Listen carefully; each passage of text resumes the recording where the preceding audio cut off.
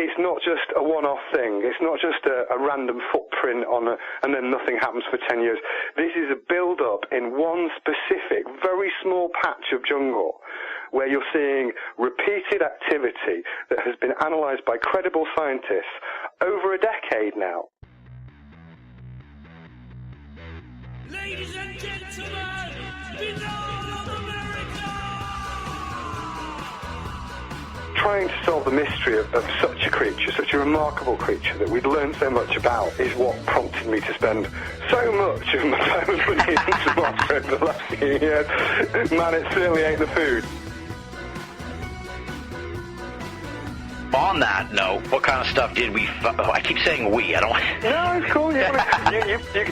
We've been talking for years now. You're part of the team, so come on in through the virtual door and join me. There you go.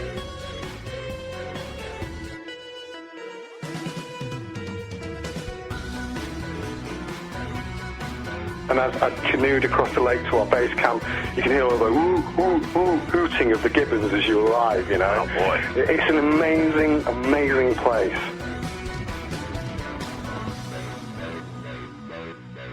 And now, ladies and gentlemen, Banal of America Audio, with your host, Tim Banal.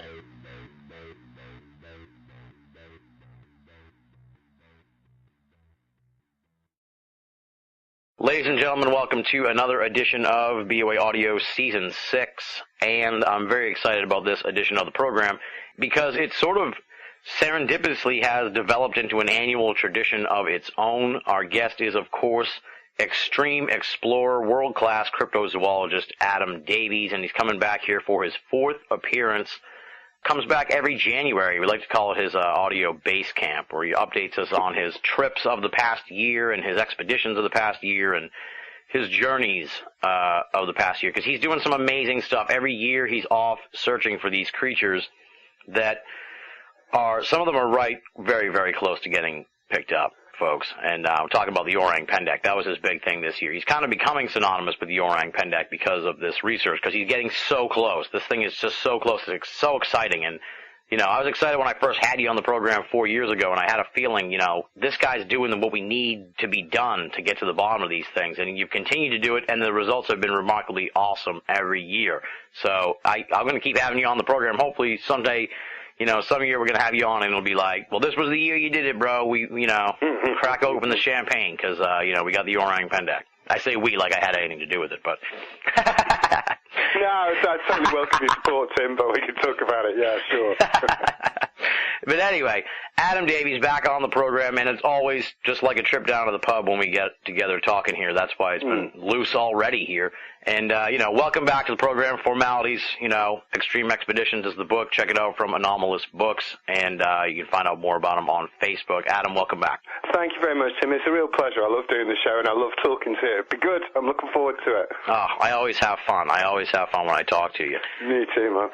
Now, when we last talked last year, you sort of, it always seems like it's fresh start around this time of year for you, and you're looking ahead to the year. And I don't recall if it was last year or the year before, but you were sort of like, you know, you're thinking you were going to, you know, take a breather from the orang pendek a little bit, look at some other stuff. I know you did the Mokele Mamembe, which got some good press recently from the BBC.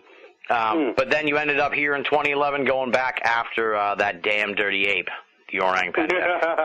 Yeah, I did. I mean, I'd done India the year before as well, the Mandi Barung, which was a great trip, and it was the first time to go. But I did end up going back to Sumatra, and that was because I'd got a high concentration of sightings, again in a particular area where I'd been before, and my contacts in Sumatra have been saying, look, we've got some real activity here, we've got some really good leads, really good eyewitnesses, and you know, it's credible, so it's worth going out there. So I kind of thought, do I want to go to Sumatra again? There's other things I want to do, and I'm definitely doing a couple of other things in the next year or so, which I'll tell you about later.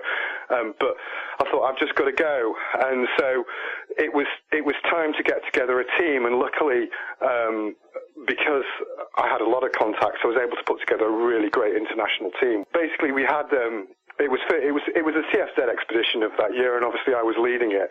But because I had 10 people who wanted to come, I divided it into 2 groups, and basically the methodology was, well, let's go to Gunung Tujuh, which is the volcano where there's been a lot of sightings and where I've got hair and prints, but also let's go to the lowlands where myself and Andy Sanderson had previously heard the orang pendek calling out. So I divided it into 2 teams. I had a tracker on each team. I put Chris Clark in charge of the lowlands team, Dr. Chris Clark, along with a tracker in John McGowan, and CFZ Australia in Mike and Rebecca, and Lisa Mallon was there as well. And then I took myself, Andy Sanderson, and a tracker, Dave Archer, and a Dutch guy had been before, who'd also got recent evidence, Tim DeFrel, and we were together with Richard Freeman up to the higher camp as well. So we had a 2-pronged team. We had more camera traps than we'd ever had before. We had the best guides I could possibly get, and we were obviously out there to find as much evidence as we could. And we had a crew from the BBC with us too. Oh, nice. So we kind of divided it up and did it that way. And I went up there with my best guide, Sahar, and good friend as well. And the evidence we found was again very, very compelling, Tim. Very nice, very nice. See, this sounds amazing. This is a really well thought out and well put together thing, and it's remarkable to look at the evolution of these expeditions as they go on. Because like the first year, where you just kind of like just trekking around in the jungle, looking around, getting a feel for what it was all about. And now here in 2011, you've got this expansive 2-pronged attack on the issue. So it's amazing. It's remarkable to see. Yeah, I think that's exactly what it is. Because when I first went and I first trawled around, I sort of did scouts of the area, and then I concentrated on an area with specific sightings, and you sort of get closer and closer to pinpointing the evidence. And then, from there, you learn exactly what routes it might go on. I was thinking about how it migrate. Was it solitary? What are its feeding habits? And what's the best time of the year to go? So you're constantly refining each time you go your research and your knowledge, so you're sort of pinpointing it. And I'm trying to, when I'm out there, actually think how it might behave, what it might be looking for, what's the best way to track, and what's the best way to get evidence for it. So, if I start planning an expedition, any expedition I do takes a minimum of 6 months to sort of gather together so that it's good, because it's my own time and my own money and that of the people with us. Nobody funds us. So we have to do things on a shoestring. But if we're doing things on a shoestring, I'm going to damn well make sure that we have the best shoestring we can possibly go for. So it really is really concentrated planning, and that's what pays off. I'm all for people doing expeditions, but do the research first, man. It's so important. Yeah. Just don't hop on a plane to Mongolia going after that death. No. Please. Well, if that's your crack, go for a holiday, but you're not going to get anything out of it unless you do the work first. Now, is this your 4th time you've been to Sumatra, or was it more? Sixth time? Wow, 6th time. Yeah. So yeah, you hear the call, like I can feel you. You get the reports, and you're like, I got to go back, man. Because it's tantalizing. Exactly this is so tantalizing. Every time I hear about you going back down there, it's like, oh, he's so close, this guy.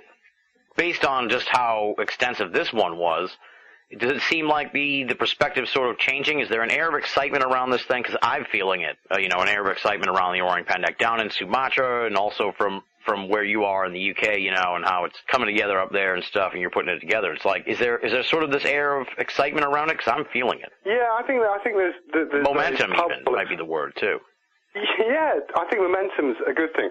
I mean, momentum is exactly what I wanted to build when I wrote the Edge Science magazine article, the New Primate Species in Sumatra article, because from that I specifically put together evidence that had been analysed by credible scientists who were leaders in their field, who had all come to the same conclusion, unknown primate, yeah? Mm-hmm. So, for example, I talked about the prints that I'd found on previous expeditions that had been analysed by the primatologist Chivers, who'd said unknown primate. I talked about Jeff Meldrum, I got analysing them. I talked about the hairs that had been analysed by people like Hans Brunner and Lars Thomas as unknown primate. So I said, well, look, it's not just a one-off thing. It's not just a random footprint and then nothing happens for 10 years. This is a build-up in one specific, very small patch of jungle where you're seeing repeated activity that has been analysed by credible scientists over a decade now. So when that evidence is gathered, it becomes very difficult to refute, because what you're basically saying is, well, all these scientists who've analysed this stuff over a number of years, they must all be wrong or they must all be inconsistent for it to not be the case. And what I've demonstrated, I feel, is there's this consistent scientific opinion that has pointed to the existence of an unknown primate in Sumatra, and that's what I've been seeking to do. Because eyewitnesses' accounts are great and they make an interesting tale, but in the world of science they count for nothing. What you want is independent scientific evidence that can be corroborated and analysed by peers, and that's what I've been seeking to build for the existence of the orang pendek. Exactly, yeah. It was a tremendous article, and the evidence is stacking up more and more. And for some odd reason, like the radio guy part of me feels like I should ask you, just sort of give us the thumbnail on what the orang pendek is for people who are tuning in, who this is the first time they've heard you on the show. They should go back and check out the previous 3 episodes, but, let's give them a thumbnail so they're not just listening like, oh, he never even said what it was. I don't understand. So let's take care of those. Yeah, no, cool. Yeah, totally. Well, basically, the stories about the orang pendek go back centuries, and that's what interested me in the first place, because it's not a case of some, plastic yeti that's sort of knocked about from the 1960s. Right. And it's not a yeti. It's called the short man of the jungle, orang pendek. And the first stories, which were translatable, go back to Marco Polo's time, when they talked about in Sumatra these weird bipedal, short, hairy men. So, in other words, walking on 2 legs, who lived in a particular part of Sumatra. And from the times when the Dutch were active in the area, when they colonised, or for want of a better word, governed, I think is probably a better word, Sumatra, to right up to the present day with eyewitnesses like Debbie Martyr. There's a consistency of sightings of something that has the face of a human, or appears to have the face of a human, but the body of an ape. But the most interesting thing is that it walks like a man. So it's a bipedal primate, quite short, lives in the jungle. It's enormously strong, extremely shy. It isn't sophisticated in the sense that its tool use would be commensurate, say, with that of a chimpanzee. It certainly doesn't have fire. But it's an incredible story. I mean, and it definitely exists. There's no fancy about it. So trying to solve the mystery of such a creature, such a remarkable creature that we'd learned so much about from a scientific point of view, is what prompted me to spend so much of my time and money in Sumatra over the last few years. Man, it certainly ain't the food, you know what I mean? Absolutely, yeah. This is like the white whale. This is the one that. Yeah, it's the white whale. It is definitely a Moby Dick thing for me. I would not be eating that. I mean, with the best will in the world, I love the people and everything else, but man, I'm not a big fan of the food. And there are only so many curried fish heads one man can stomach. Now, I was kind of dancing around this trying to get the right words, but how do they feel about this whole thing down in Sumatra? Are their perspectives changing on it as you keep coming down there? Like, do they recognize you now? Are you sort of like, like the Brad Pitt of Sumatra when you come into town? Are they excited? I wish it was the Brad Pitt. I might be able to pull an Angelina Jolie look-alike, but maybe that's stretching it. Maybe there's more chance of me finding the orang pendek doing a cabaret in Manchester than there is of me doing that. But well, I think with the local people, I think when I first went, I've noticed a difference, and I think that's because of in some ways, westernisation. When I first went, people were a bit like, well, what does he want to go into the jungle for? I'm not really sure about the place. Now with the advent of technology, people are far more aware of it, and Sahar's when we were going up the mountain, for example, this time, Sahar's son Raffles was with us, and I can speak a very little bit of Indonesian, and he was on, as we were going up the mountain towards the jungle, he was like talking to his girlfriend saying, no, I love you, no, you put down the phone first, no, you, and then I said in Indonesian, come on, Raffles, get on with it, and he looked really embarrassed, So there's been like this, there's a technological awareness as well.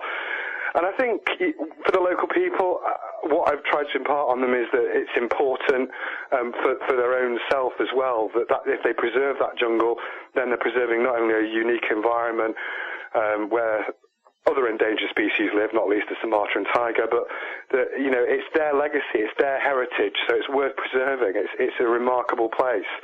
And all the, you don't want a palm oil plantation there. You want that jungle. It's just beautiful, Tim. Yeah, absolutely, yeah. Well, this is also, like we've talked about on the show before, this is like all about, this is a race against the development, I guess you could say. A race to try and make sure we can prove this thing is real before these jungles get taken over, because they, we got to preserve the animal because they seem extremely rare.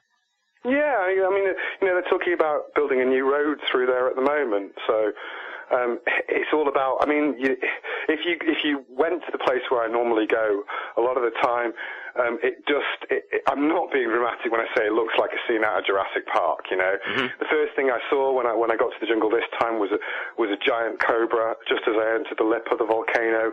You can see, I saw a fish eagle sweep across the lake, and as I canoed across the lake to our base camp, you can hear all the hooting of the gibbons as you arrive, Oh, boy. Just outside the camp, there's a massive tiger print. It's an amazing, amazing place. And it's an international treasure. And whether you're skeptical or otherwise of the research as we talk and as I present it to you, nobody who has an ounce of soul within their body could deny that this is a place worth preserving.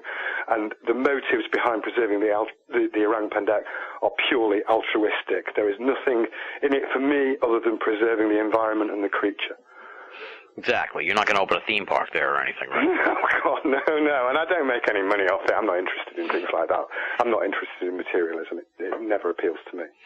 So, okay, let's dive back into the CFZ Sumatra Expedition 2011. I love the title of it.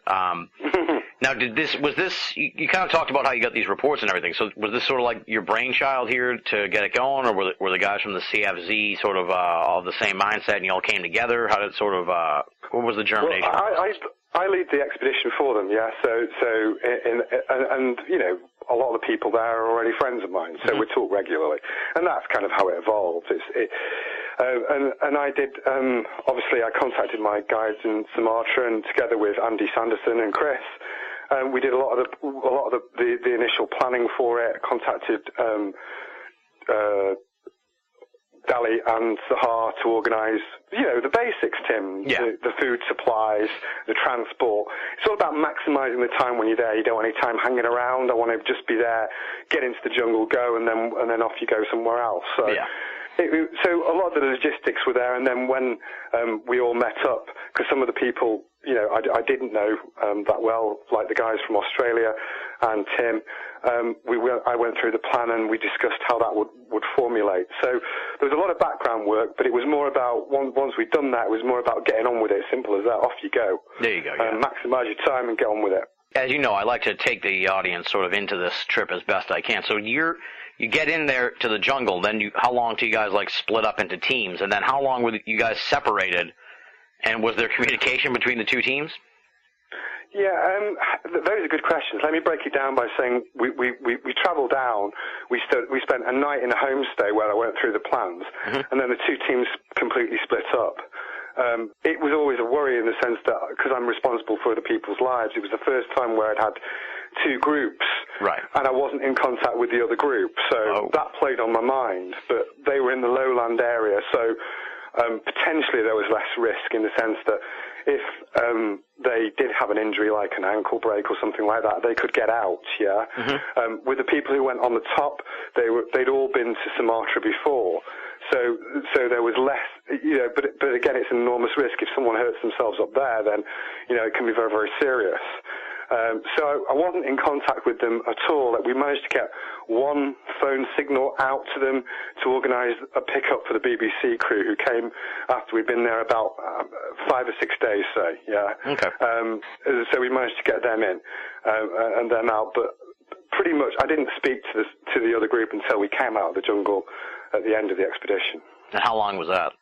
I think it was a couple of weeks. Okay. So, wow. So roughly speaking, it's a couple of weeks. So probably I didn't speak to them for about 13 days or so, roughly. Yikes. So they could have, like, captured it. You wouldn't even know.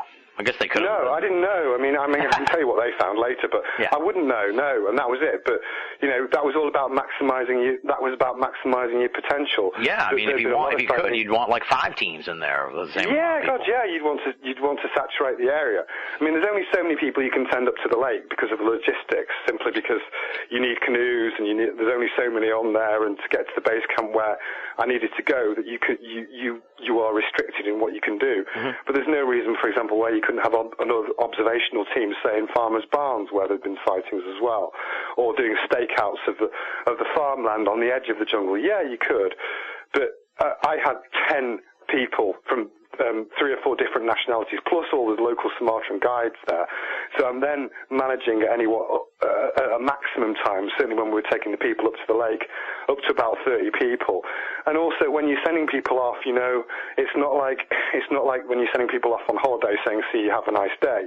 If I'm sending people, say, to canoe on the other side of the other side of the lake to go into a bit of untraversed jungle or hardly traversed jungle, then it's a potential risk for them. So I have to weigh all these things up. On the lake, for example, the weather can change. It can be quite dangerous. So there's a lot of permutations. There's only so much you can effectively do. So sure, in the lowlands you could have more people because I don't think that's particularly risky. But certainly up at the lake, you have to be careful how many people you manage. Things start to change there. It starts to get more extreme. Right. Well, nonetheless, this sounds like a massive international effort alone. Yeah, it was. And you've got 4 different nationalities. Yeah. So yeah, definitely. Okay, so you're the 2 teams have split up. I know last time you were there, you guys had a pretty dramatic sighting, and I remember you saying Sahar saw the creature. Do we have any actual eyewitness sightings this time around? No eyewitness sightings, but we've probably got something that potentially could be more important. We went to the area where Sahar had the sighting last time, and we set up camera traps, but nobody saw it this time. There was a potential hearing of it a day or so after we got there, but that isn't substantial enough for me to talk about it in any length. Right. And even no sightings. I was just going to say, and even as exciting and sort of titillating a sighting is, you know, it's not necessarily something that really we can bring back from Sumatra. You know what I mean? It's sort of like a fantastic memory for the person, but it's not good enough for like anybody who wasn't there. You know, it's like hearing about someone's vacation story. You know what I mean? It's like we need something a little more tangible, as awesome as it would be to see it. Yeah, I think that's right, and I think Andy reminded me of that, Andy Sanderson, when we were there, because he hadn't been for a few years, and you know, he's conscious of my desire to. I make no bones about the fact that I know the Orang Pendek exists. So I'm out to prove it. So that's why it's very important that the objective of scientists who analyse the stuff are objective. Yeah. So because everybody knows where I'm coming from, and I'd love to see it on a personal point of view, but would it add anything to the party scientifically? Well, no, of course, absolutely it wouldn't. You're better getting tangibles, and I was firmly of the opinion that, you know, given the choice between another sighting or gathering some tangible DNA, I'd take the DNA any time. Much as I want to see it, I'd sacrifice my own personal sighting for DNA any time. Right, because the better the case is, for the more funding we can get to go after it, and, you know, the more interest gets generated, you know, like the momentum. It's the momentum story again. That's right, exactly, and that's what you're after. And so, on that note, what kind of stuff did we? I keep saying we. I don't want. No, it's cool. We've been talking for years now. You're part of the team, so come on in through the virtual door and join me. There you go. It's completely subliminal, folks. I don't know why I keep doing it, but I've noticed it. So, what kind of tangible stuff did you guys bring back this time around from the trip? Well, the second team. I'll start with the second team first of all. They found prints, which some of the guides said were Orang Pendek prints, which was marvelous. Yeah, and Mike and Rebecca Lang, Mike Williams and Rebecca Lang have taken them back to Australia, and that's fantastic. Our team up at the lake. The last time I was there in 2000, first of all, we traversed the area where there'd been sightings before and where I'd found, together with Andy, a print in 2001. And we didn't get any joy there. We set up camera traps and left them, etc. But once we traversed the trails, then we went to the other side of the lake, and it's quite strange actually the way it works, because one side of the lake, in terms of the vegetation and the animal activity, is very different to the other side. And on the other side, it's even remoter, if you like. So very few people bother to go there. And what I basically do when we're out is although we move very, very slowly through the jungle, we don't make a sound because we're hoping to hear it.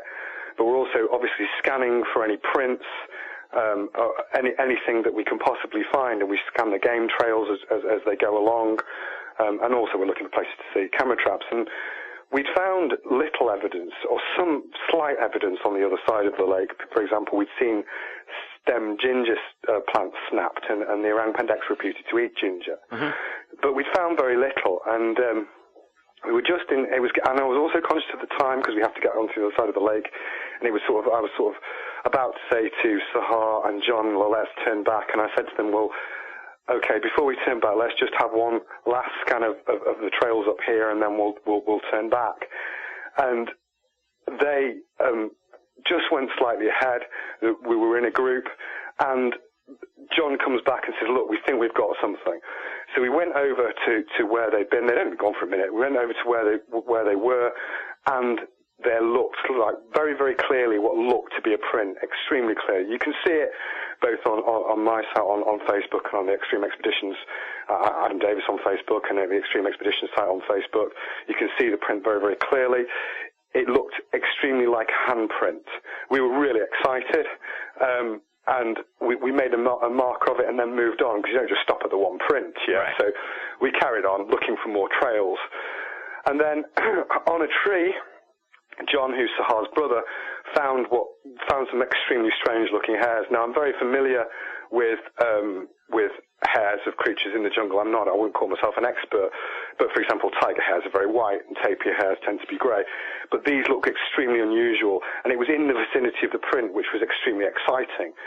So we had a good scan and we didn't find anything else, but we found those two things.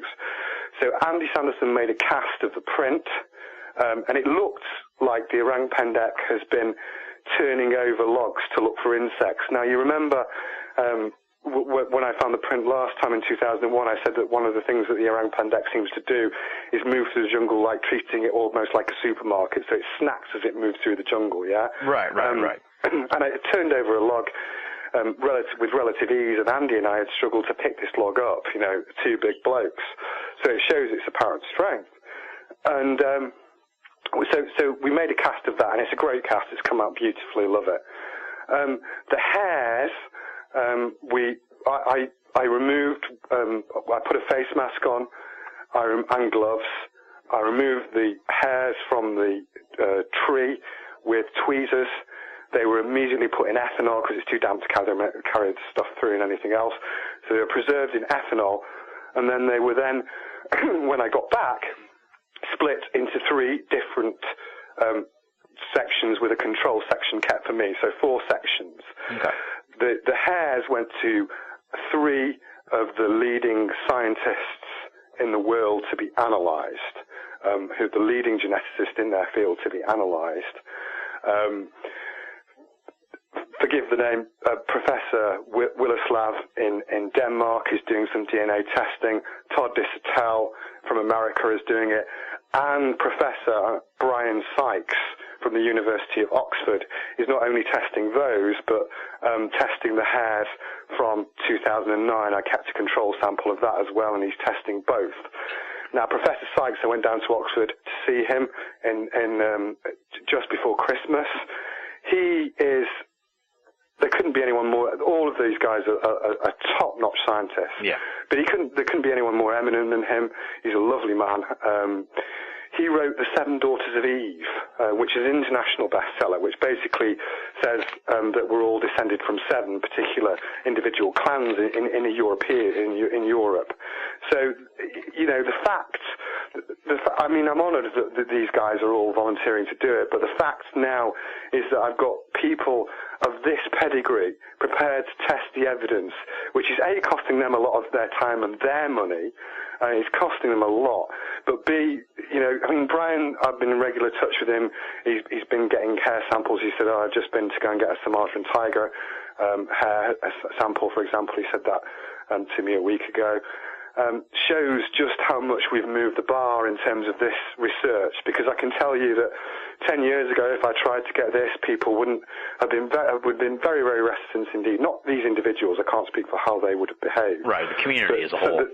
The community as a whole would have been, reluctant. I remember Hans Brunner telling me how some of the scientists he'd worked with had told him really to be very wary of this particular field. So now these guys volunteering, I think it just shows how seriously, certainly in the nature of the orang pendek, people are taking it. Yeah, I mean, Brian obviously read my paper on the new primate species as well, and I don't know what conclusion these guys will come to. They may not be orang pendek hares, Tim.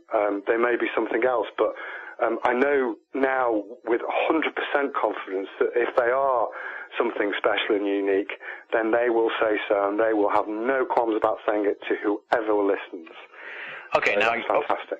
Yeah, that's awesome. That's this is fantastic that it's getting in. It's moving up the chain of definitely of academia. Now, I get two questions, I guess, with regards to that. Is there a timetable on when we'll find out information on the DNA?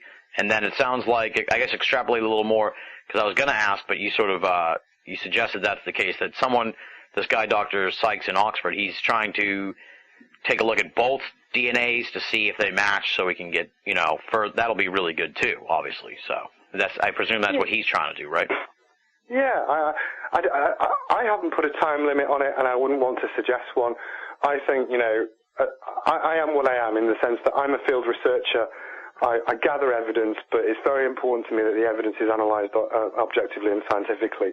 And once I've given those samples to the scientists, then it's my job to step back, I think, and not get involved. I think I leave it to them to give me a timetable and tell me, when they're ready to release things, or to say, well, I'm sorry, Adam, it's not what you hoped for. Either way, it's for them to tell me, and then it's for me to talk about it with the team, and then us to plan when we tell the rest of the world. I think I have a responsibility to the scientists, to the team, and then to people who are interested.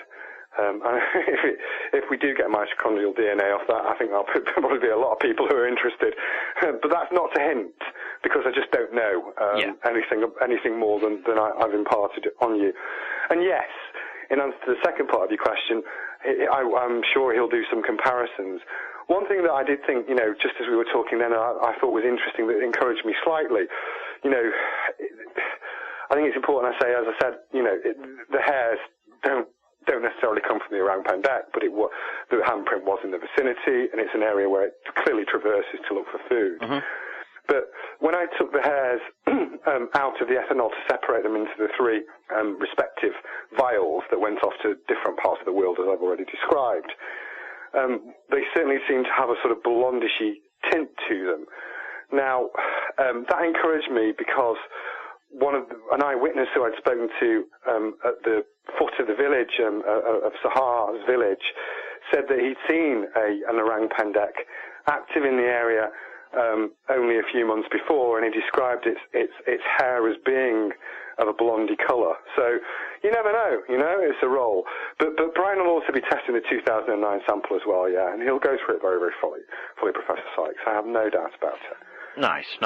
So this is, it's sort of like, I can't find the proper analogy, but it's sort of like, you get the pieces of the spacecraft, but it's, the responsibility of the astronauts to drive the shuttle or whatever. That's a terrible analogy, but it's the best I could come up with. No, I think it's right. I think, it is about gathering evidence, because, one of the things Professor Sykes said in his book was extraordinary claims require extraordinary proof. And when Andy and I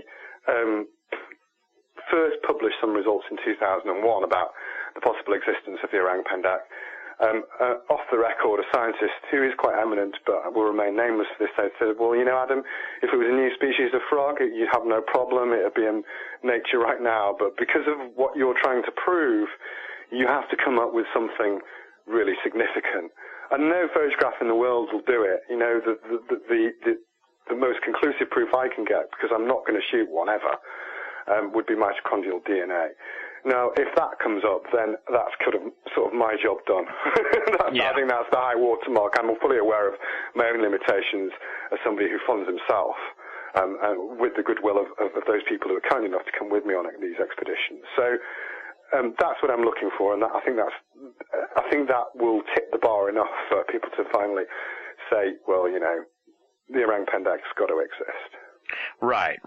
The unfortunate part is just, I'm looking at this story here about, have you seen the thing about the snub-nosed monkey they found? Yeah, Jeremy Holden, yeah. Yeah, and they just put out, I guess they finally have a picture of it now. It just was released today, which is exciting.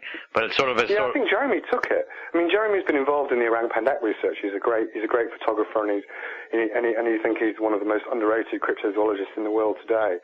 So it's remarkable. Yeah, I knew it was coming out, but he asked me to keep it under wraps. He told me a few months ago. So I did know, but obviously it's for me to respect confidences. Absolutely, yeah. So yeah, I did know about it, but it is an amazing photograph, yeah. Absolutely, yeah. And I guess the whole thing with the snub-nosed monkey kind of mirrors the orang pendek in a way, although they had the whole thing with the body. They found a body of this thing. It comes back to that in a lot of ways. It's like, you know. Yeah, I mean, the idea of, people, I think, you know, ideally you'd want to find a body. Let's not pretend otherwise, yeah. You'd want to find one lying down in the jungle that you could just get across.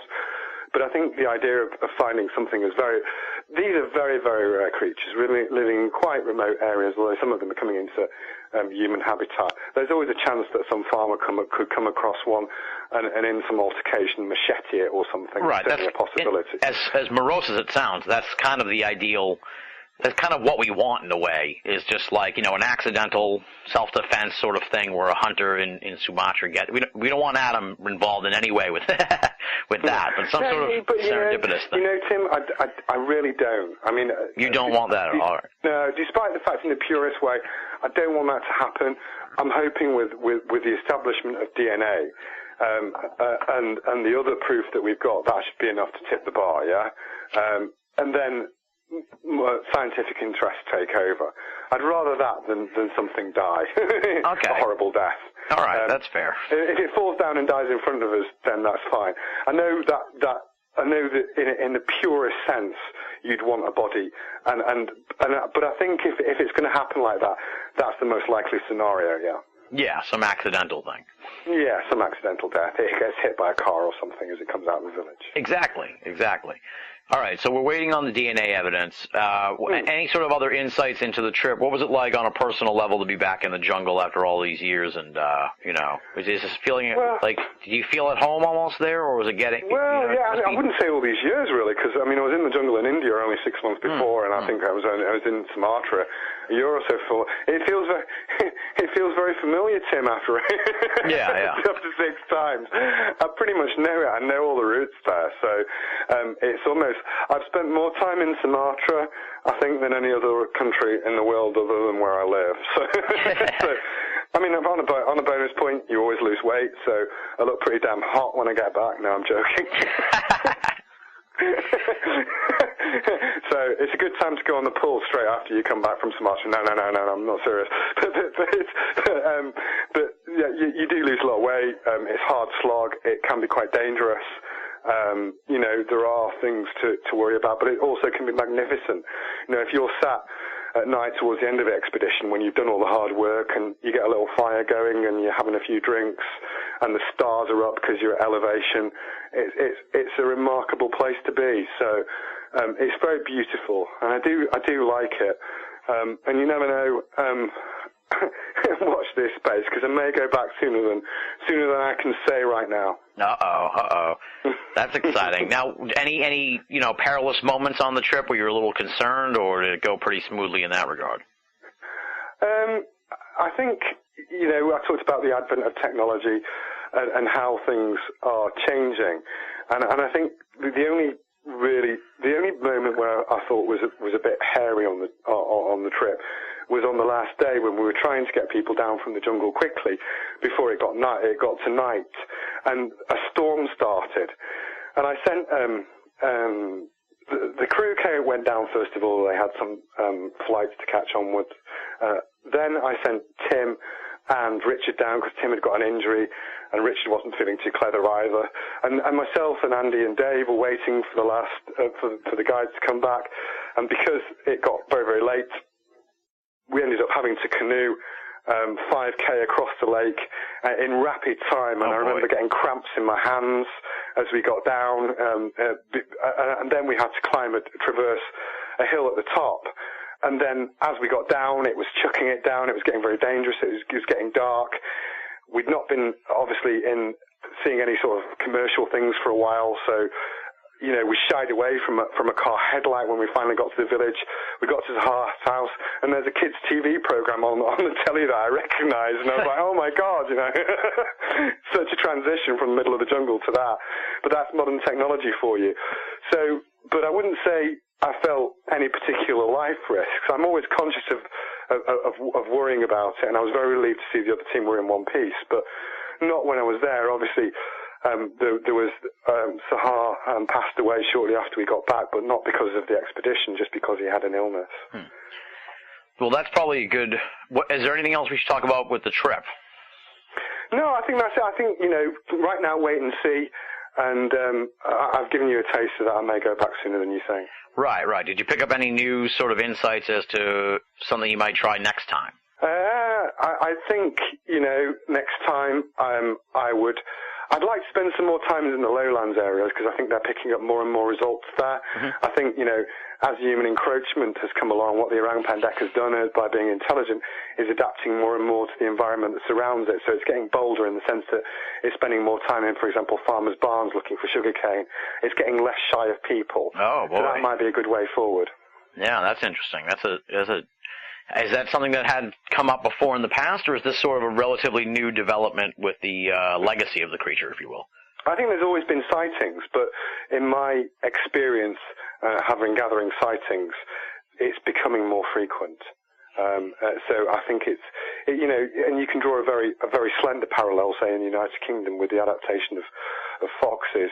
And then you saw the urban foxes; they came more and more into the area because they were resourceful creatures. The orang pendek is obviously on a different scale, and it's a rough parallel. But I just want people to see how I think it might behave. Interesting. Yeah. Well, that could be, it's an unfortunate development in a sense because it sounds like it's kind of threatened. But then in a lot of ways, it's a good development that we might get better documentation of this, even if it's picked up by someone taking a picture of it, rifling. Yeah, absolutely. I think the most likely scenario right now is a local farmer takes a picture of it in his barn on his camera phone. Yeah. Interesting. Okay, so then you're back from Sumatra, and unfortunately, this terrible news that Sahar passed away. I was stunned reading this as I was looking at some year in review stuff, and I was thinking about talking to you in January and how much fun we have on the conversations and remembering the story about Sahar and his sighting of the orang pendek. And then I saw the news, just heartbreaking stuff. Talk a little bit about the passing of Sahar. Yeah, well, obviously Sahar has been my guide on five of my 6 expeditions to Sumatra. I considered him a really good friend. We were always in touch, even when I wasn't there, And there was a period where I didn't go for a couple of years. And I've seen his kids grow up. I talked about Raffles, for example, who's now 16. I remember when he was, a very tiny little boy. I know his wife, Lucy, and we've been friends for years. And it came as a massive shock. I mean, he said he had back pain, obviously, when we were just before we went out there, and he'd had a couple of painkillers, but nothing would have given you any clue to how seriously ill he was. Obviously, he wasn't aware of that himself. And then Dali, who's another good friend of mine in Sumatra, sent me an email one day out of the blue, and I also got one off Luke Macon, who's out in Sumatra as well. And it basically, Dali's email, I'd logged in before I go to work, because I get a lot of emails from America, and obviously the time difference. I normally just have a quick look at my emails before I go to work early in the morning. And Dali, one just flashed up from Sumatra saying, Sahar is dead. And I was like, you are joking, what are you talking about? And he said, no, Sahar really is dead, and he passed away. And, we just feel absolutely terrible about it. And the CFZ launched an appeal. You can see it on the website, to give money to Sahar's family, because he leaves behind 3 children, and obviously a wife. And I just felt absolutely gutted, to use an English expression. He's a great loss. I mean, in my opinion, having been all over the world, I've been to the Himalayas, China, Mongolia, Russia, you name it, I've been. Yeah. He was pound for pound the best, most instinctive tracker I ever met.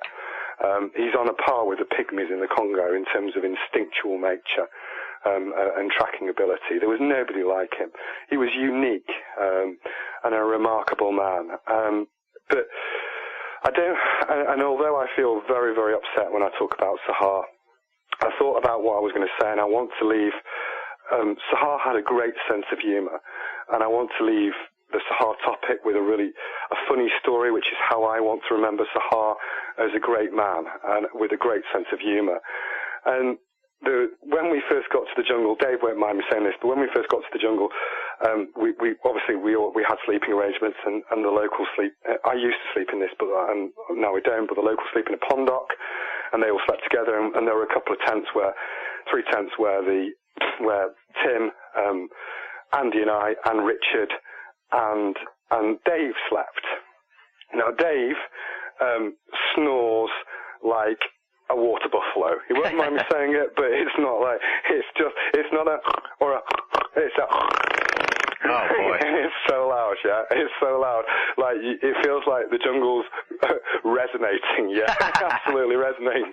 So, we're lying down in the tents, and you can hear this, like this, and it's like day one, yeah. And bear in mind, we've climbed up this volcano, so we're a bit knackered anyway. And I could hear the Sumatrans chattering away.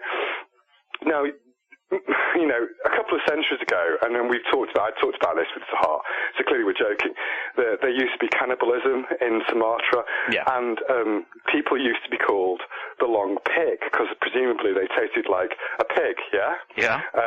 So I thought, when I went over to Sahar in the morning, because we always did him and I always planned the day's activities, first thing in the morning we talked about the tracking, and obviously they'd heard Dave snoring, and I said to Sahar, shall we eat the long pig, Mr. Dave? Yeah? Like this joking. And he just laughed, yeah, he laughed.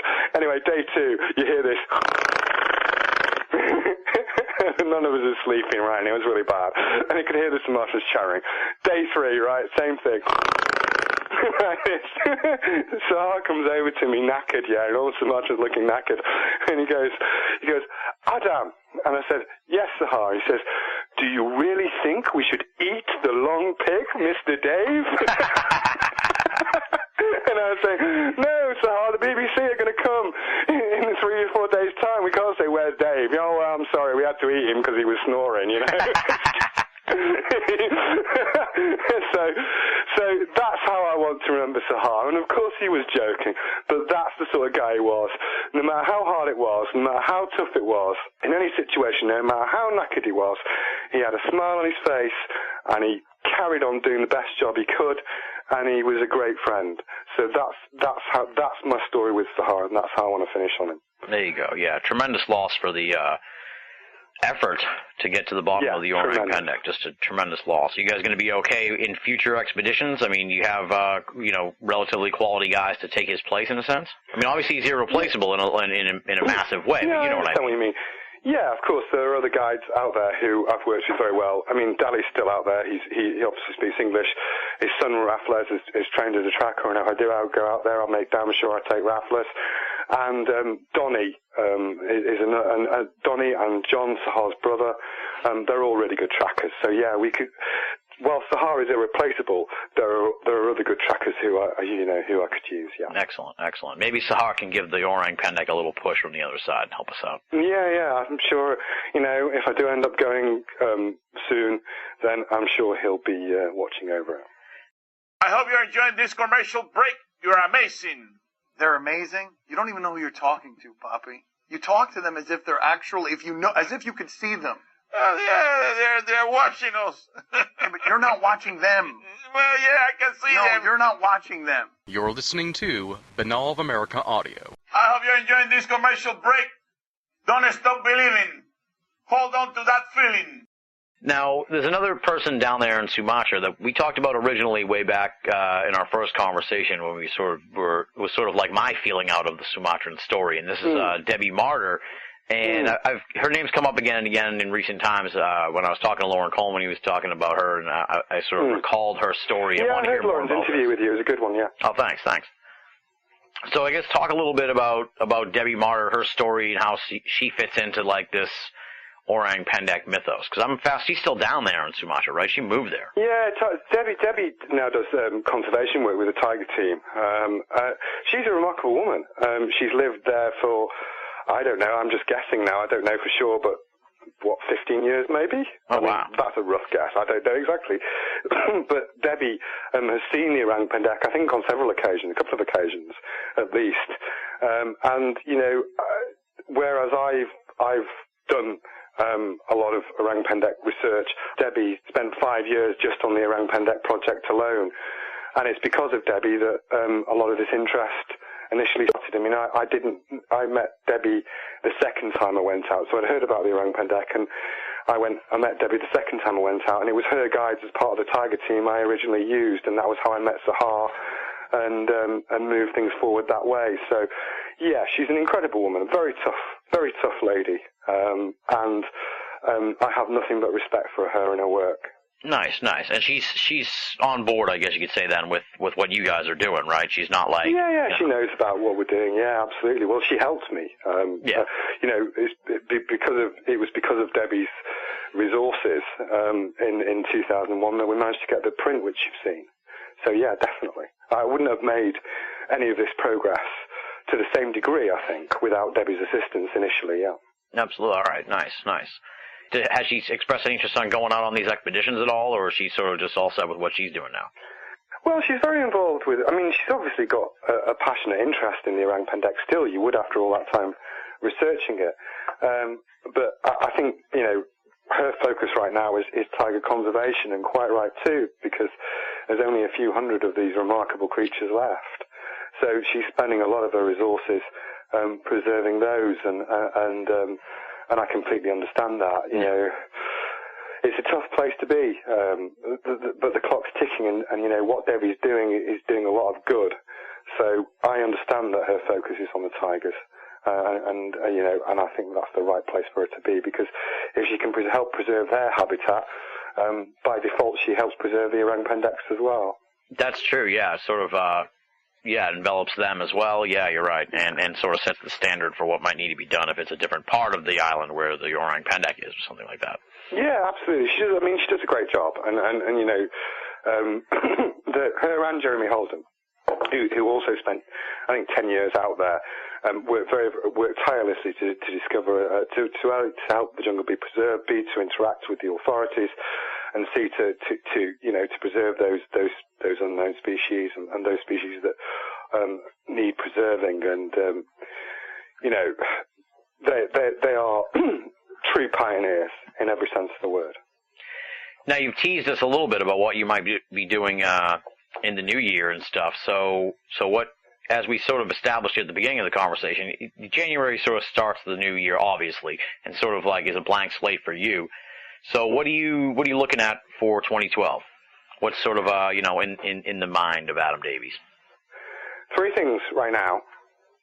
A possible return to Sumatra, and I say possible because it's in the hands of others right now. Not me for the first time. The second thing, there are two things that I'm definitely going to do within the next 18 months, and I say absolutely definitely. I'm going to do a return to Seljord in Norway. I'm going to go there probably in September, providing I've got the boats for it. I need to make sure I've got the right equipment. And Andy and I are meeting up to discuss that in the next couple of weeks, and we'll put together a team for that. I'll have a dive team as well, I think, this time. Oh, nice. So that's highly likely right now, but not definite. It just depends on the logistics, because as you've just said, it's early days, it's January. But I want to try and get that as a possibility leveled off within the next 4 to 8 weeks, and no matter what, within the next 18 months, I'm definitely coming to the US. Definitely to do a Sasquatch trek. All right. You said that last year, so I'm still waiting for your arrival. Coming. No, I said that last year, and that's it. But I'm definitely coming. It is pulling me now, and I need to do it. And the difference between this year and last year, I mean, I got diverted by the Iran Pendak because I was going to come last year, but I got so many good sightings and the concentration of sightings, as you said, I had to go back there. So that was my plan, but. I'm definitely coming because I want to do it more than that, and I've started to make contact with some of the Bigfooters across the US and Canada to pick up some ideas. So, I mean, when I do come, it'll just be an initial visit. Yeah. As I say, you refine your searches, and I don't know an awful lot about the subject yet. I'm a complete novice on Sasquatch, but I will definitely go somewhere. Within the next 18 months, I promise you. Right, because the U.S. is a whole different animal, literally and figuratively, and there could be up to 3 or 4 different types of, bipedal primates running around here on this country. Yeah, it's a very, very complex, or seems to be a very, very complex situation, and I haven't remotely got to grips with it yet. But I do know Cliff Barrickman. So that's good, and I know a number of the other people. I've been made contact with people like Daniel Perez, Steve Coles, who's a friend of mine on Facebook. There's a number of Tyler Vance. There's a number of people who I could list them about 20 or so names. But now I'm in contact with them, I can pick their brains. And people have been very kind and offered to help. So. I'll be coming. Nice. Just to jump back a little bit, Celluord, that's the Celluord serpent you'll be trying to get to the bottom of, right? Because I know as we said, bring people up to speed on this stuff. The Celluord serpent, that was one of your first trips, right? Yeah, that's right. I mean, and it's the only cryptid I've ever seen. So I actually saw it. So because of that, it holds a personal fascination. Together with Andy, I saw it, as you know. The stories on the Celluord serpent go back. I think one of the earlier ones were around the 1750s. Again, and you can see, so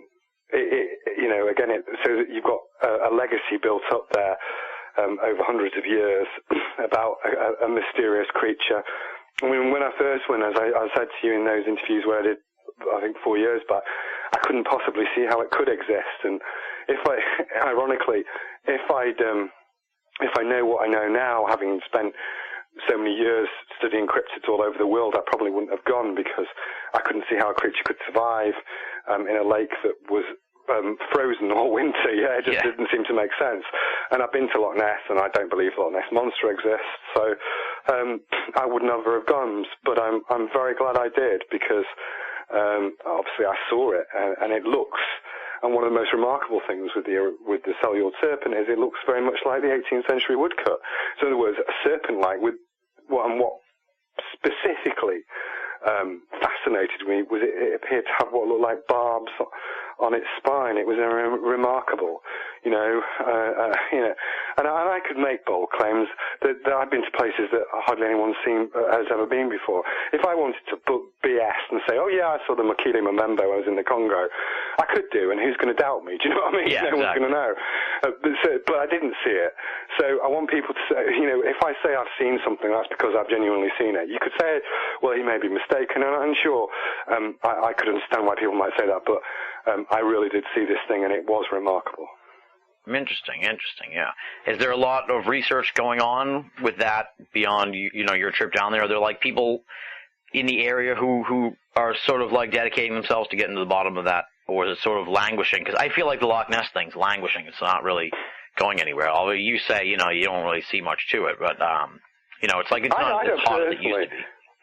I don't personally think there is much to it. I mean, I not just because of the ecosystem, which can't support large creatures, but also because, having been there, and when I looked at the hydrophone recordings I couldn't actually make out any unknown animal in them. I wish I was wrong, Tim. Yeah. I'd rather be wrong than right. But I can only say what I found based on my own investigation, and because integrity's very extremely important to me, and so I don't believe it exists. No. But in Selyord, it was very easy using a hydrophone to pick up. I mean, it's an underwater listening device for those people who don't know. It was very easy to pick up potential noises of the creature talking, for want of a better word. I could hear the thing communicate, and obviously I saw it. I didn't get those sort of results at Loch Ness. I wish I had, but I just didn't. Very creepy and eerie place, Loch Ness, an amazing place still to visit. I'd recommend it to people, but not in the vain hope that they'll get a monster. But Selyord is a completely different situation. There's definitely something there, and if I can get the equipment that I need, there's no point just turning up and sitting by a lake for 2 weeks. I don't see any merit in that. I want Gucci equipment. I want the equipment that I need to do the job, and if I can get that, then I'm going. So we'll see. Yeah. Well, it's exciting in a sense too, because you don't see too much research into these sea creatures, as I was saying. It just doesn't seem like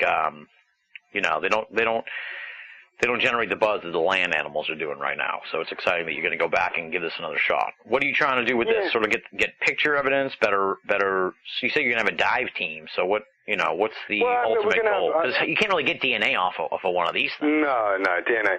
Yeah, you're wasting your time with that. I think I'd like to, in an ideal world, I'd like to get a picture, an underwater picture, an overwater picture, so you have observational teams on the surface and underneath. So you have two-prong there. I'd like to get a hydrophone if possible. Again. Mm-hmm. So that's what I'd be looking at, and it'd be great if we can get that, with the caveat that, and there's also stories about something appearing on land, so in specific areas which I've sort of half heard about. So there's a potential there as well. So we'll just see. I mean, as I say, right now it's embryonic because, as you said, January, and my plans can change, as you rightly picked me up on before. Yeah, exactly. I have to be adaptable and go with the flow. So, right now that's the strongest possibility. But if there's a concentrated sightings in, say, Bhutan next week, Tim, of an 8-bite creature, and somebody says, "Would you want to go, Adam?" Then I'll be on the plane.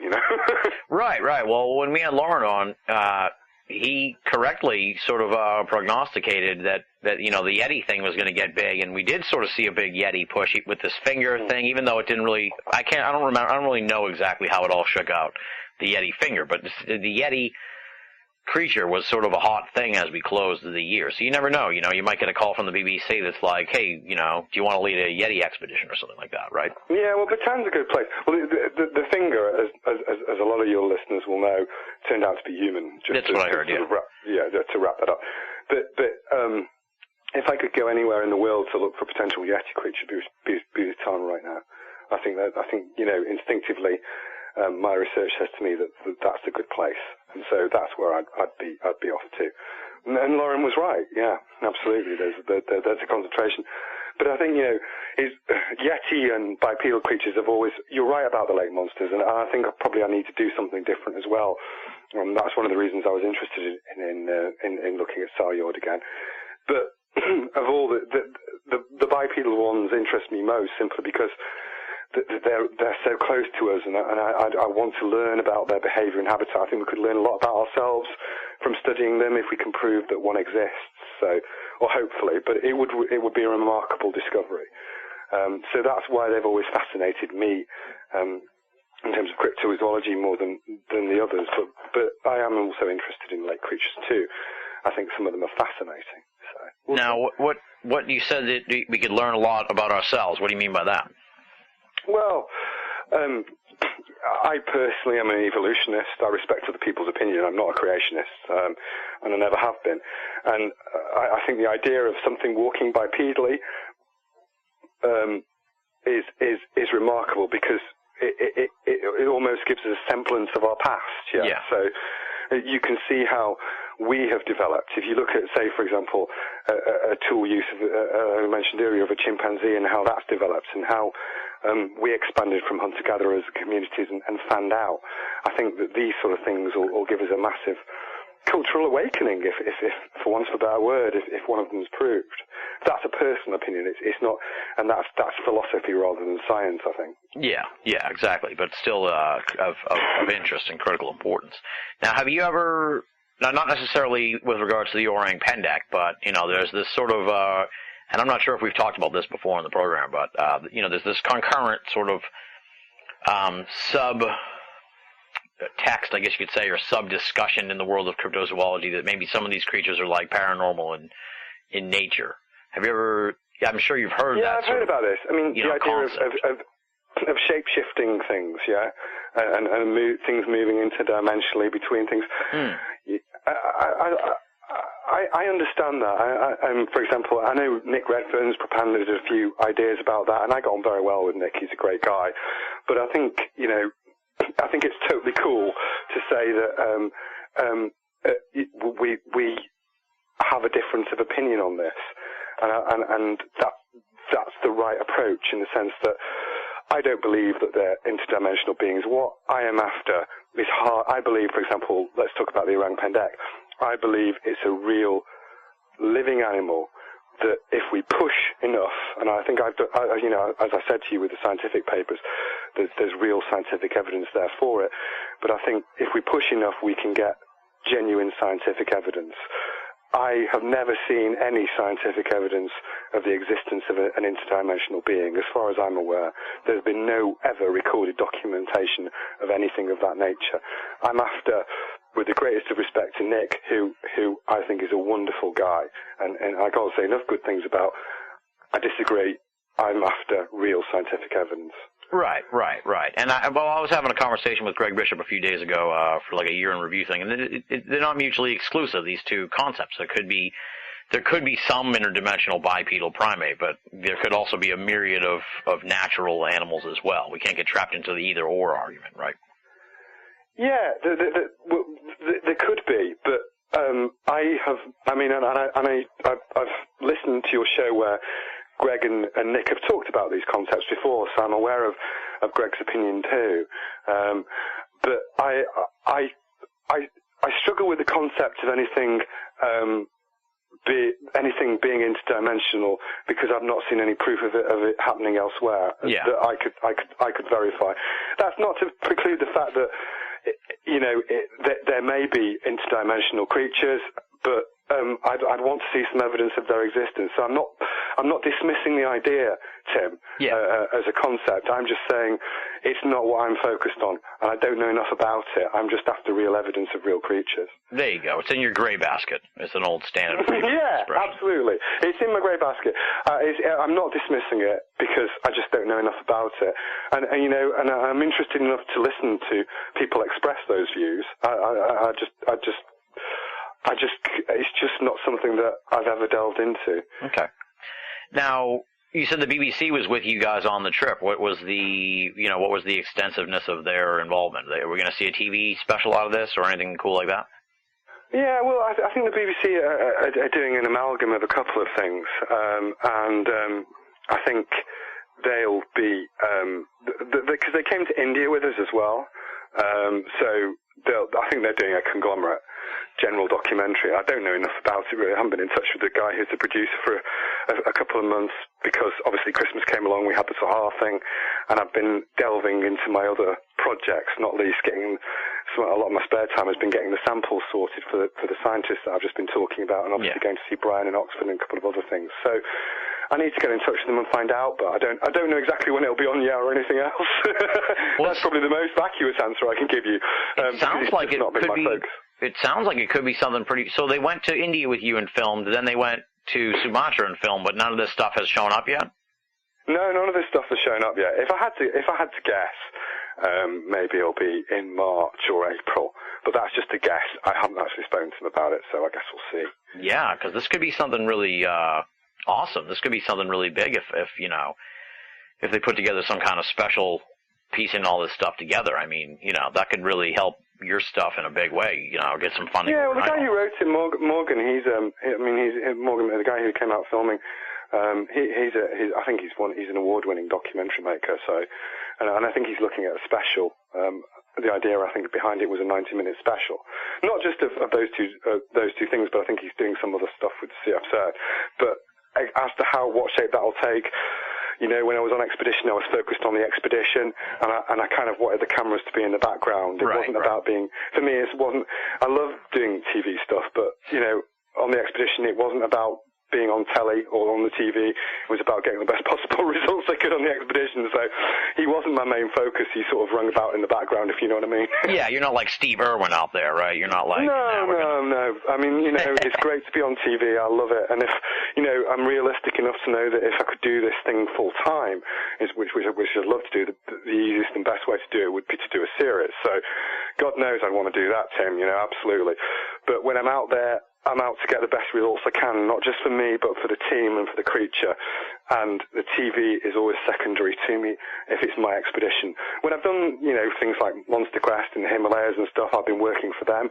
So, the TV has taken a bigger focus, as it should do, because they're paying for me to be out there. But nobody's paying for me to be out there. I'm responsible for those people on my team when I'm doing it in Sumatra. So TV's secondary, if that makes sense. No, it makes perfect sense. Let me see. I think we've kind of covered everything. So we're waiting on just to sort of leave people hanging here on the cliffhanger of the Orang Pendek and where we're at here in January of 2012. So we're waiting on the new DNA evidence to come in. Yeah, we're waiting on it. And, if something comes out, it will be fantastic. Absolutely. But it is a lengthy process, and so should it be. It needs to be really nailed down. So, and I think, but again, I can't emphasize enough how pleased I am that now we're at the stage in our field where the leading experts possible in the world are now testing our research and testing it for free because they think it has some integrity and validity. And that's a long way from where we were when we first started. So that's great and very encouraging. Absolutely, yeah. Now, what was the reaction?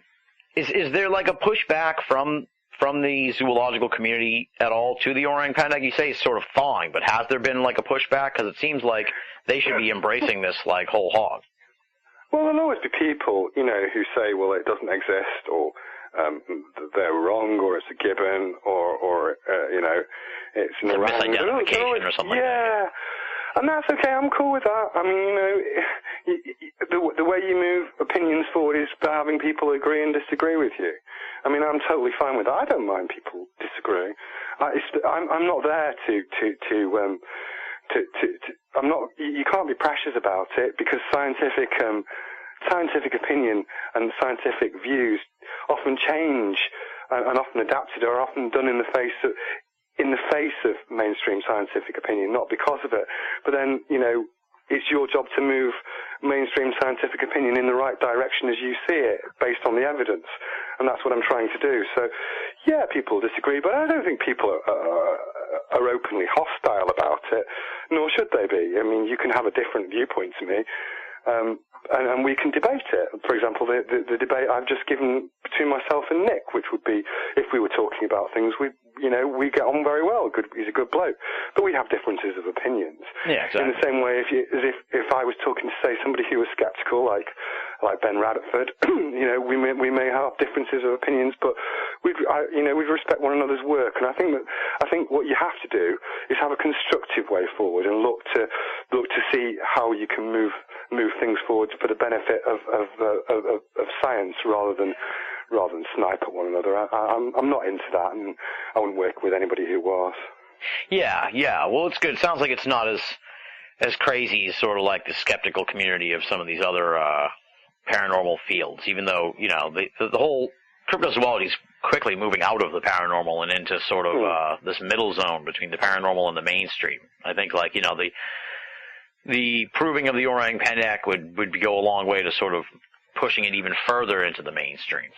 So that's the exciting part of all absolutely. this. I think it would. I mean, if you get something like DNA, if you get actual science behind some of these cryptids, then it moves completely away from the paranormal. There are always these other things on the fringes of it, sure, because it's a big subject. But you know, it's always been very important to me that everything that I've done, I've tried to do with integrity. So, you know, I don't mind. I could be wrong about stuff. Sure, I could hold my hands up, but I've done the best I can with the resources I've got, as somebody who does it in their spare time, and I think that's all I can do, really, Tim. Right. Well, the exciting part too about your orang pendek research is that, you know, this creature really, it was sort of on the fringes of the cryptozoology community. I mean, it was well known by people who were in the field, but now it's becoming, I wouldn't say like a household name, but for people who follow the paranormal, they know what the orang pendek is now, and that really wasn't the case, you know, when you first started this. So you've done an amazing job of like raising the awareness of this creature, like to a tremendous degree. Well, thank you, Tim. Yeah, I hope so. I mean, I think it's it. And when I look at blogs and forums, because I go on a lot of them, one thing I'd say certainly about the orang pendek is a lot of people, even those people who have a skeptical persuasion, which is fine, say, well, of all the cryptids, I think the orang pendek is the one that's most likely to exist. So I think there's been a paradigm shift, as you rightly say. I don't know whether it's just down to me. I think it's probably down to Debbie and Jeremy initially, but there's been a paradigm shift definitely with awareness on the orang pendek, which is great because, you know, as I've said to you, time's running out. You know, those jungles won't last forever the way things are going. So the more consciousness that we can raise about the existence of the orang pendek, it can only be a good thing. Absolutely. And hopefully, as I said, if not next year or in a few years, we'll be having the celebratory Adam Davies conversation. Yeah, we'll have a good old few beers in Boston and chat about it. Yeah. Just don't blow me off if you end up, you know, becoming famous. You know, don't be like, listen, I can't do Banal of America anymore. No. I'm going to be on Big Brother now. Don't do anything crazy like that. No, Tim, I can guarantee you, no matter what happens in the future, if you'll have me, I'll always do the show because it's a blast. It is always fun and always full of laughs, dude. I really appreciate you coming back here for the 4th year. This thing, as I said, has sort of grown into its own little mini tradition, but I just love doing it, love having these conversations. Now, aside from the expeditions, any sort of, you know, writing projects or, you know, a follow-up maybe to extreme expeditions or anything, you know, that maybe you might be working on sort of beyond, as I said, the expedition aspect of your research? Yeah, well, Extreme Expeditions was published in 2008, and since then I've been to, where have I been? Russia, Mongolia, again, China, the Himalayas, Sumatra several times. So, you know, I've been all over the place. So maybe after next year, I might well write a sequel to it. But as I say, I've got 3 things in the pipeline this year. Yeah. And so we're getting very close to moving those forward. So once I've done one of those, then probably I'll write something next year. So.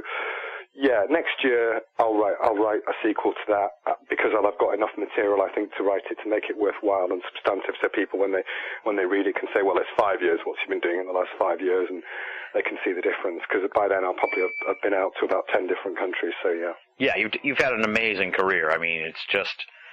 Like, just reading the first book, it was like, wow, this guy's done some tremendous stuff. And then, as you said, like in the last 5 years, you've just kept it going in a huge way. It's remarkable. You really put your money where your mouth is on this stuff. We need more people who are out there actually doing the hard work to get to the bottom of these mysteries. So, kudos to you. Yeah, well, I mean, I think that's an important point, and I would encourage more field researchers.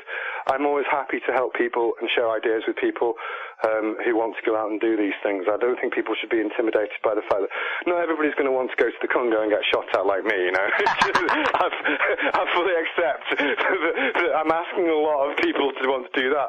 But there's no reason why people can't do expeditions nearer their homes or in other parts of the world which are less dangerous. You know, if people want ideas and help, then I'm always happy to help them if I can. And, you know, I always will because I think these things are important and I want to carry it on.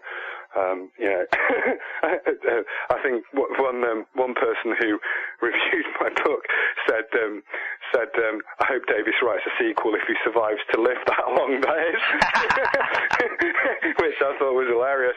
And I'm still alive, so, but, you know, I'm conscious of the fact that I have been a bit lucky on a couple of occasions, so I want to carry it on. If there's just me, there'll be nobody going to these places pretty soon, the way things are. So if anybody needs any help and support, then please let me know. Absolutely. Folks should look you up on Facebook. That's where you're posting a lot of your stuff now for Extreme Expeditions. And as I said, the book is from Anomalous Books, Extreme Expeditions. I highly recommend this one, folks. If you haven't read it by now, it's been out for a while, and this is the fourth time we've had Adam on to talk about his journeys and stuff. So definitely, folks, go out and pick that one up. Adam, I can't thank you enough. It's been another My pleasure. Fantastic annual visit from you, and I look forward to seeing where you go in 2012, and hopefully our paths cross in the real world once you arrive in America, because that would be awesome. Yeah, no, they definitely will. And if anything really significant happens, I'll give you a bell, Tim, yeah? Absolutely. I would love to hear it. Thanks again, buddy. Best of luck in 2012. And you, Tim. Best of luck to you, too. That does it for the penultimate edition of BOA Audio Season 6. Big thanks to our good buddy Adam Davies for coming back on the show and for providing such invaluable first-hand insight into the quest for the Orang Pendek. Be sure to check out Adam's book, Extreme Expeditions, from Anomalous Books.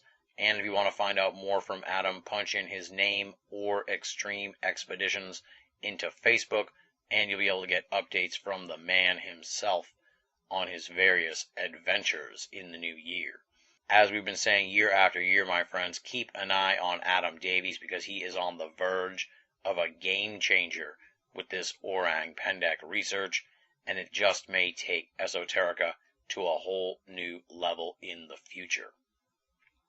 Moving right along now, it's time for BOA Audio listener feedback, and this actually may be the last listener feedback of the season. I'm not sure. We may pop in some emails at the end of the season finale. I'm not quite sure yet, but for now, let's just dive into the mailbag, because we've got two shorties and a long one that I want to feature here on this installment of the program. First one comes from Steve, no hometown listed.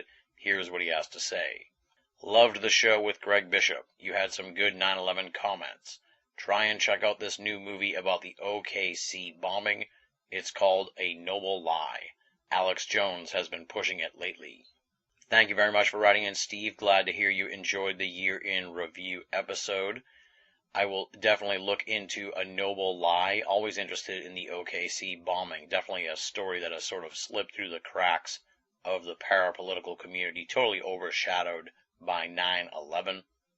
And I also want to note that Steve actually mailed a list of guest suggestions to the BOA P.O. Box. So big thanks to Steve for sending that off to me, and I'll segue that into the call for guest suggestions. We've already got a ton of them because I've been asking for them since November, but since this is the penultimate edition and since we have the season finale guests lined up, now is the time when I start making my list for the next season of BOA Audio, and I've actually already begun that. I've got about 7 or 8 names on that list. Some of them are culled from BOA Audio listener guest suggestions. Some of them are just folks that I really want to talk to, but I definitely want to hear who the BOA Audio listeners want to hear from on the program. So send me your guest suggestions, and I will put them in the pile for future editions of BOA Audio. Next email comes from Rachel in Manhattan. Here's what she has to say.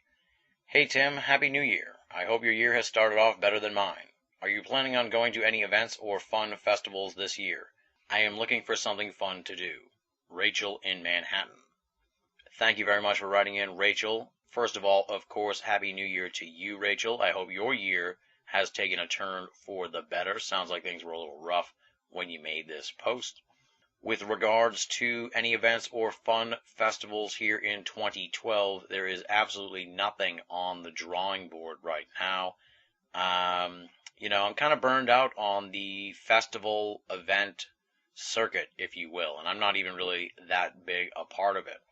And without getting too deep into this or being too much of a tease, there's a good chance that the next event or festival that I really throw my heart and soul into will be something revolving around BOA itself, some sort of BOA sponsored or BOA organized event, conference, or festival. But if that were to happen, it would be a long way off, something in 2013 at best. But that's kind of the way I've been feeling lately about these events. Final email is a long one, but I found it very interesting. It comes from Brian in Lexington, Kentucky, and here's what he has to say. While listening to the Season 6 finale with Greg Bishop, something struck me when you guys started talking about Annie Jacobson's book, Area 51, An Uncensored History of America's Top Secret Military Base. It seems like there are many folks in the world of esoterica, and especially ufology, who want to discredit this book wholesale because of what I like to call the punchline of the book, which is the part that deals with Stalin and the Nazi scientists being the so-called truth behind the Roswell crash. I have to admit that I find that chapter pretty hard to swallow as well, and share a lot of the skepticism on both the story and the source of this revelation.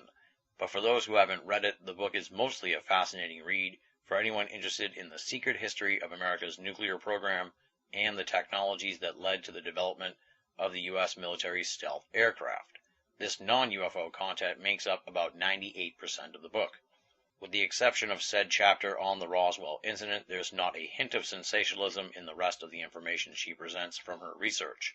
I find it ironic that so many people in the world of ufology are indifferent to this book, while on the other hand so much focus and attention is directed towards the words and works of numerous colorful characters in the field, many of whom have dubious backgrounds, involve themselves in petty controversies, and generally seem way out there in left field, when compared to Ms. Jacobson, who is an accomplished journalist, national security reporter, and contributing editor to the LA Times. To me, this indifference suggests a double standard in the world of ufology when it comes to the sources and the vehicles for information regarding government cover-ups and other UFO-related material, perhaps because the book was a national bestseller. At any rate, I'd love to hear you land Annie Jacobson as a guest on BOA sometime, just to hear her side of the story, and to delve into some of the more reputable parts of her research on Area 51. I think that would make for a great future episode. Thanks again for another great season, and thanks for all the hard work you and the BOA staff do each year. Signed, Brian in Lexington, Kentucky. Thank you very much for writing in, Brian. First of all, just a slight clarification. Of course, the Greg Bishop Year in Review episode was not the Season 6 finale. The Season 6 season finale will be coming at you on the next edition of the program. Stay tuned for details on that in just a little bit. But that really wasn't the point of your email. I think you kind of hit the nail on the head here with the double standard in the world of ufology. First of all, UFO research is fraught with all kinds of psychological weirdness. I think that's the best way to put it, and that's tremendously vague. But the double standard is part of it. Lay people in the world of UFO research, a lot of them really just want to hear what will confirm what they believe. So when a book like Annie Jacobson's Area 51 tome comes out, and it says something that completely goes against their belief about Roswell, they immediately just shut down and dismiss the book out of hand. Personally, for me, I just did not have the time to pick up the book and read it. If I had Annie Jacobson on the show as a guest, of course I would sit down and read the book before we talked, but given my intensely grueling schedule, I don't have time for any pleasurable reading or any reading that doesn't have anything to do with BOA audio, so I have not had the chance to pick up the book and check it out. Sounds like it's a fantastic read, and I'd be happy to dig into it and would love to have Annie Jacobson on the show. But you did hit the nail on the head here with this double standard in the world of ufology. Additionally, I think there's also sort of this inferiority complex when it comes to UFO research, where the people who've been doing this for a long time, the people who've been researching UFOs for decades, they see somebody come along who is, as you said, an accomplished journalist and a writer for a mainstream newspaper. They write a book on a topic that is really a big part of UFO research nowadays, and that goes on and becomes a national bestseller. I think that sticks in the craw of a lot of UFO researchers, and I think it upsets a lot of people who are UFO enthusiasts, for lack of a better term. I'm not saying it's right, I'm not saying it's wrong, I just think that it's a psychological thing. They feel like, someone came in and swooped in and picked up the stuff they've been talking about for so long, and now they're getting all the glory, while the researchers here toil in the field of UFO research. I think there's part of that's going on as well. As I said, the world of UFO research is fraught with all kinds of psychological issues, and these kind of things may be why we haven't gotten to the bottom of the UFO phenomenon at the end of the day. I mean, there's just a lot going on with people who are interested in the UFO phenomenon that goes far and beyond UFOs, lights in the sky, and ETs. But I think you hit the nail on the head here with the double standard as far as source material, and additionally, this whole outsider's perspective that a lot of people in the world of UFO research have. And to borrow a phrase from you here, at any rate, I would love to have Annie Jacobson on the show in the future to talk about that whole issue, talk about her research in Area 51, and talk about the controversy surrounding the Roswell aspect of her book. So I will definitely put her down on the potential guest list for Season 7. And thank you, Brian, for a very thoughtful and thought-provoking email. On that note, we will zip up the BOA Audio listener feedback mailbag for this edition of the program. Big thanks to Brian, Rachel, and Steve for writing in here on the penultimate edition of BOA Audio Season 6. Just because we're wrapping up the season on the next installment of the program does not mean that I don't want to hear from you. As a matter of fact, I want to hear from you almost more than ever, because now's the time for guest suggestions. Now's the time for your thoughts on Season 6 as a whole. What guests did you love? What guests did you hate? What programs made you think? What programs bored you to tears? I want to know all that stuff. Give me your feedback now as we close the book on Season 6, so I have a better idea of what the BOA Audio listeners want as we get ready to begin production on Season 7. So how do you get in touch with me? That's simple. There are 3 main ways to do it. You can write to boaaudio@hotmail.com, or head on over to binalofamerica.com, BINNALL of America.com, and click the contact button. And the third method is, of course, to head on over to the official BOA forum, theusofe.com, THEUSOFE.com. We like to call it BOA's Paranormal Playground. Lots of discussion there on Banal of America, BOA Audio, pop culture, and the paranormal. Head on over, it's free, register, and join in on the fun at the US of E. And, of course, I would be remiss without mentioning that I'm a part of Facebook and Twitter, so punch in Banal, BINNALL, and you'll find me on there. Feel free to befriend me, follow me, or poke me. It's all good, and I'd be happy to have you as a part of my online circle of friends. Up next, please allow me to thank the outstanding and esteemed BOA staff: Leslie, Chiron, Regan Lee, Joe V, Tina Senna, Rochelle Hawks, Richard Thomas, Marla Pena, Bruce Priddy, Tony Morrill, our contributing cartoonist Andy Carolyn, and our webmaster Jeremy Boston. Lots of good stuff at BOA. Leslie kicks off 2012 with a look at the weird case of the ufologist who was murdered at the turn of the new year. Regan Lee looks at 14 bird happenings, which also happen at the start of the year. And Richard Thomas has a new text interview with Mac Maloney, author of the book UFOs in Wartime, and previous BOA audio guests. So lots of cool stuff at BOA, and we are working on a major upgrade at Banal of America. I can't say too much more about it, but it is definitely in the works right now. We're hoping to sort of have it all come together when we launch Season 7. So stay tuned to Banal of America. I know things have been sort of in the doldrums during Season 6 at the website, but 2012 is going to be a huge year for BOA, and you're going to see it coming together in the not-too-distant future. So, as always, stay tuned to Banal of America to placate your esoteric news and opinion needs. Now comes the time in the program where we turn to you, the BOA audio listeners, and ask you to help us out by throwing a little fuel in the tank of the BOA mothership. I'm going to be pushing the donations pretty hard on the season finale, so we'll keep this one short and sweet. How can you help us out? That's simple. There are 2 ways to donate to BOA. You can head on over to the website banalofamerica.com and click the PayPal button. That'll bring you to PayPal. They'll walk you through the process. It is safe and secure. If you don't trust the internet and you want to donate via snail mail, you can send your donations to the BOA P.O. Box, and the address for that is Tim Binnall, Binnall, P.O. Box 232, Pinehurst, Mass. 01866.